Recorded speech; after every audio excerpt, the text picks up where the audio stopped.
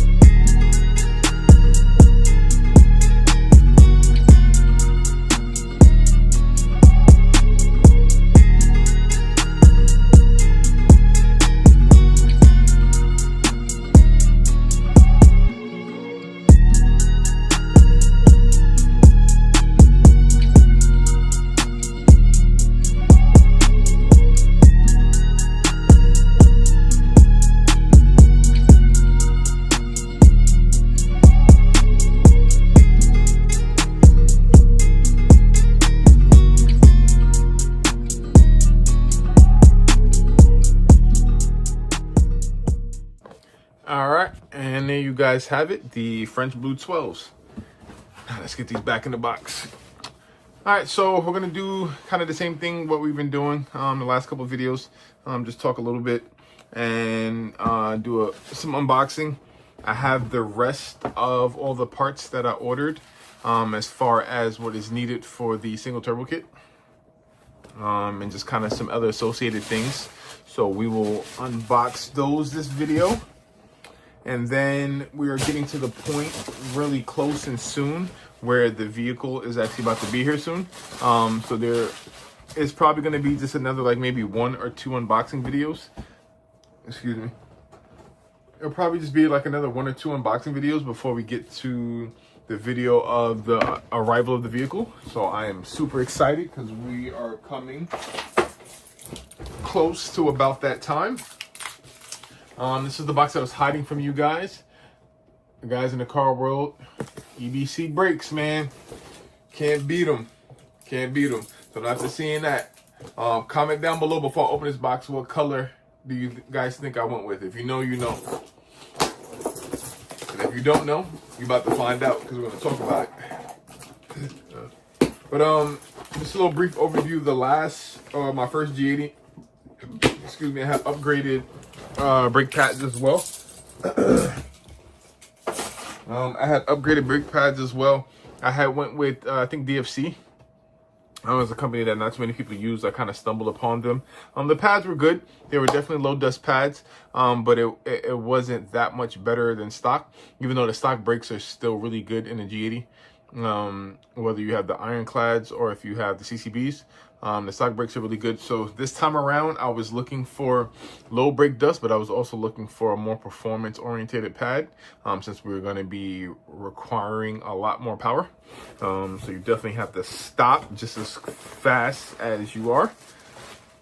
So this time around, we went with the Premium Street Performance Race red stuff pads. So I did a little bit of research, and just based upon like the reviews and just, you know, asking some people in the community that I know run these pads, I've felt confident enough to buy a set, and you know, that's all you can do. Just kind of experiment a little bit and see if they work for you.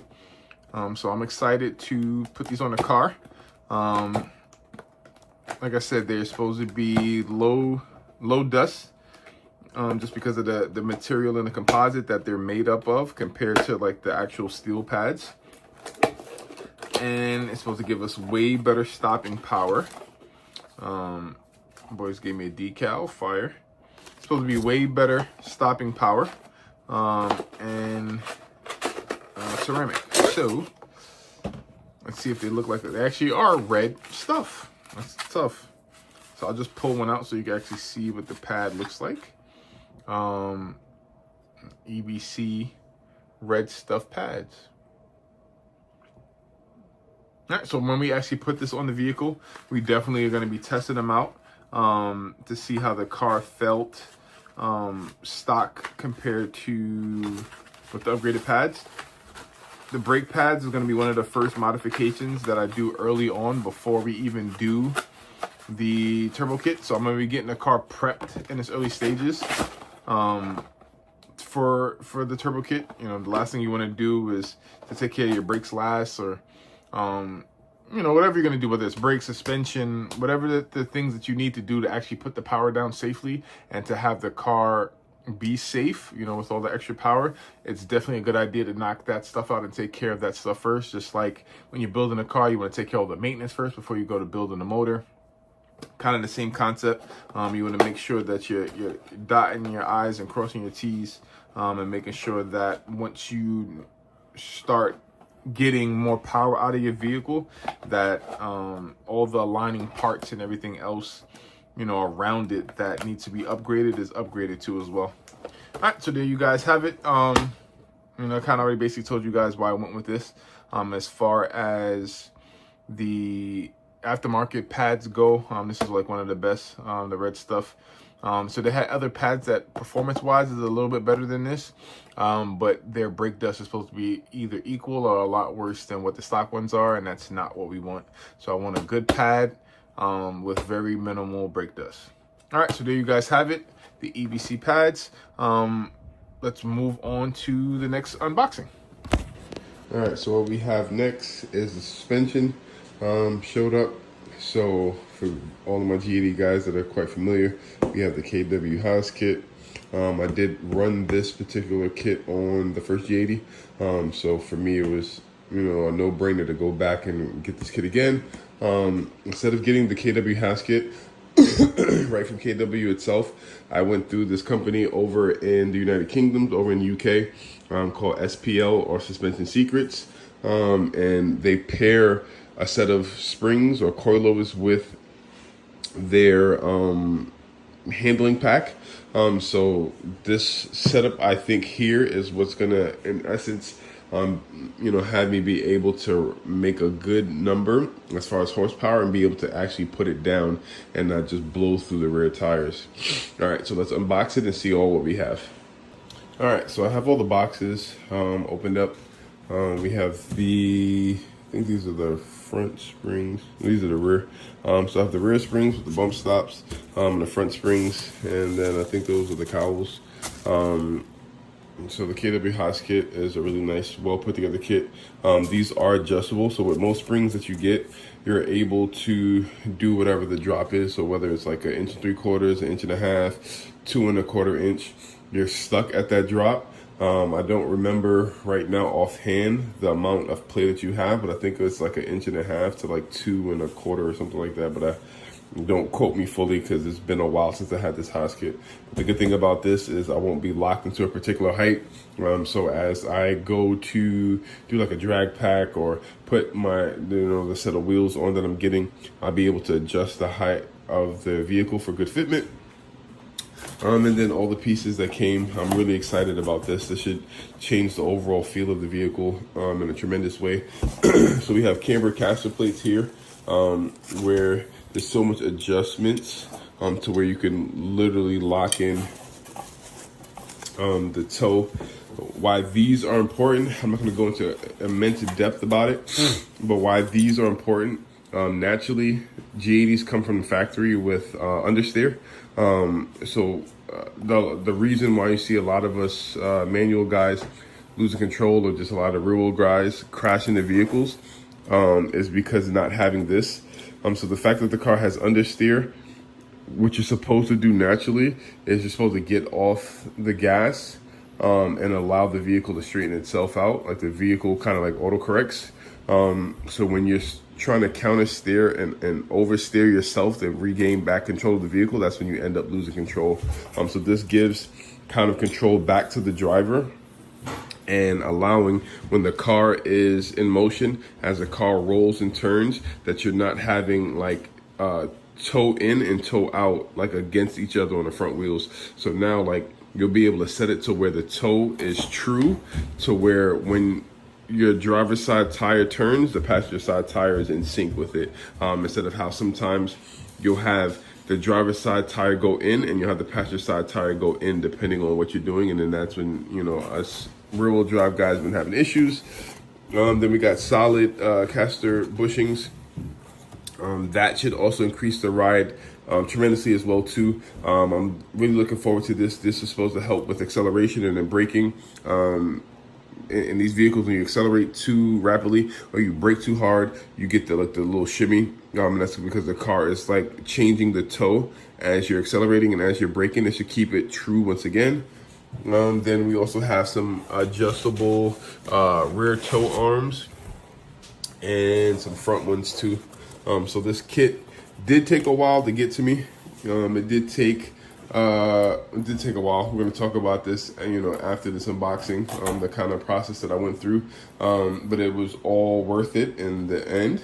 And I'm excited to put these on the vehicle and see, how it changes the overall drivability and handling, and how the car is able to put the power down. All right, so that is going to wrap up the unboxing. We won't have a package coming in for a while. We'll take this over to storage at some point in time tomorrow. But anyway, I will catch you guys upstairs. All right, yeah, what's going on? I am at work. I wanted to talk about a topic real quick, or just kind of some of the struggles that I've been going through while trying to build this vehicle. As you guys know, we've done a lot of unboxing on a lot of items. Some of the items that I have purchased have come from overseas. I have noticed that the items that I've been having that's been coming from the UK or from Great Britain or from just certain parts of Europe has been very troublesome. I kind of want to go into depth a little bit about that, just so anybody that is looking to kind of follow some of the steps that I'm doing, that you guys are fully aware of what you're going to be getting into before you get into it. I am aware that a lot of the things that I'm doing, and a lot of the parts and stuff that I'm purchasing hasn't been done before. That's why this whole series has been started in the first place, to kind of give like a blueprint or a layout or a guide for anybody else after me that's looking to do the same thing. First and foremost, I want to give a shout out to the team over at Suspension Secrets in the UK. I purchased my SPL Handling 1 pack from them. We just went over exactly what that pack was. that package coming here to the States was a headache. So the package had left UK. It took them about 2 weeks or so to put the whole package together and get all the parts sourced, I guess, on their end to get it shipped over here to the US. They provided tracking number instantly. They sent it through FedEx. It went from UK to the States. The package stopped in Tennessee in order to clear, go through customs, and then that's when all the nightmares started.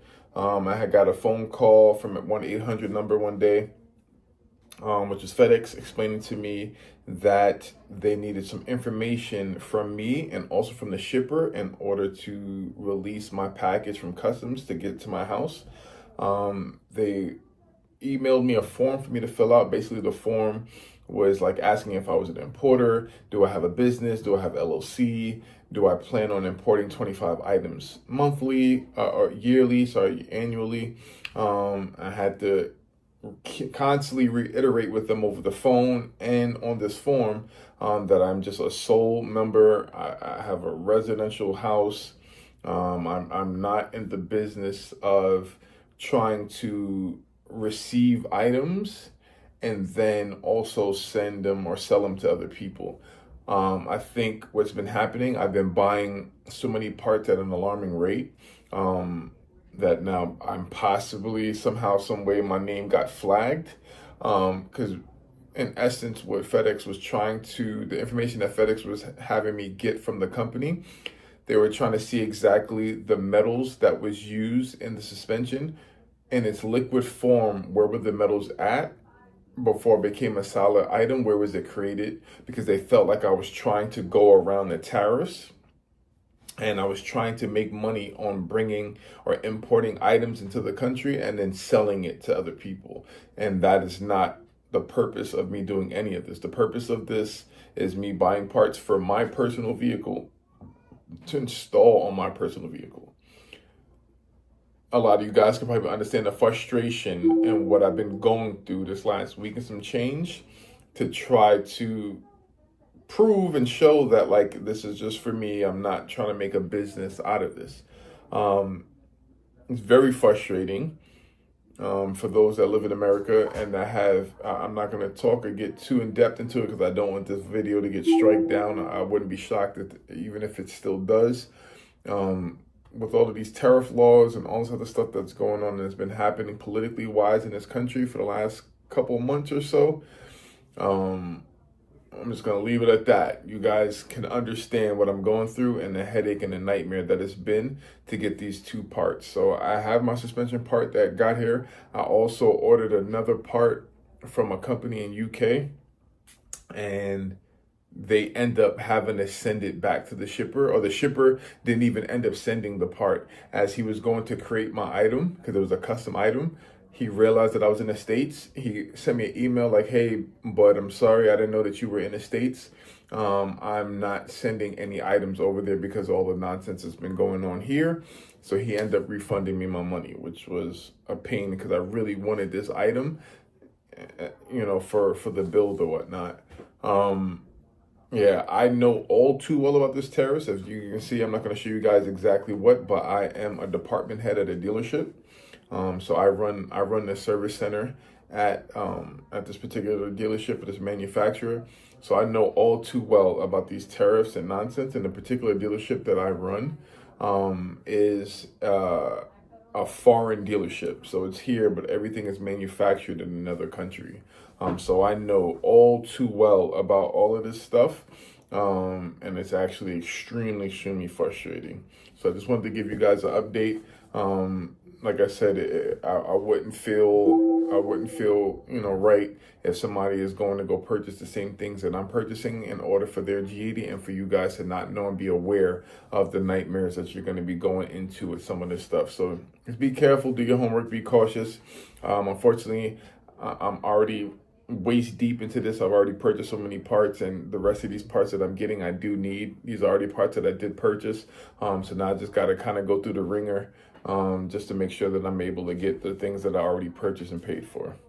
But all right, that's just a little update to let you guys know all what's going on my end, and then we'll catch you guys at the house. All right, y'all, we're back in the room. do pardon me for my voice. I ended up catching COVID, so this has been a rough week. But there you have it. There's a video. All in all, all in all, it took about almost a month for me to get my suspension parts in. The parts of both boxes of packages sat at customs for like 2 weeks, and I was going back and forth. It was a hassle. So anybody that does, I do highly recommend ordering this kit from Suspension Secrets, and they are phenomenal and great. Jordan over there was in touch with customs a lot, giving them all the information that they needed in order for them to clear the package, because they only gave us a time window of about 5 days to give them the information. So he was like expediting his messages and emails back to them to make sure that I got what I purchased. So definitely a thumbs up to Suspension Secrets and Jordan over at Suspension Secrets. But anybody be aware, if you do order this, you might end up having an issue and trying to get the items to clear for whatever reason. It's so weird that like this country was started or birthed because of, you know, Great Britain and the United Kingdom, but getting a package from them is a problem. And to be honest, there was another package, now that we're on that topic, there was another package that I had ordered, or another item that I had ordered from the UK too, and that was a problem too. That ended up getting sent back, and the the manufacturer had to refund me my money. So within this last month time frame, I've had 2 custom issues with companies out of the UK, which like blows my mind. But all right, there goes the video. You know the vibes. Like, comment, and subscribe. Hit the notification button so you guys do not miss a video if you haven't already. And we will check you guys out on the next episode.